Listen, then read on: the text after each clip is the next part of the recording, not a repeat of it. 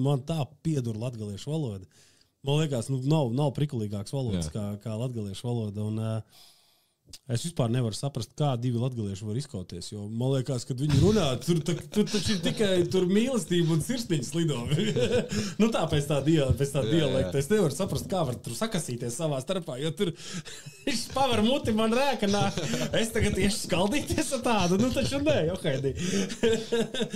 Bet labā ziņā rēka. Tādā nevis rēka varbūt nav pareizi teiks, bet tāds ritīgi pozitīvā emocija nāk ārā no tā visa. Un man nav bijis nekad skaidrs, kā tā var būt, ka divi šitā saplēšās. Kādreiz, kad Rīgā strādājām, un arī Džeks bija no Lijonam kolēģis. Jā. Un arī citreiz gadījās tā, ka mēs ar viņu tur kaut ko pakasījāmies.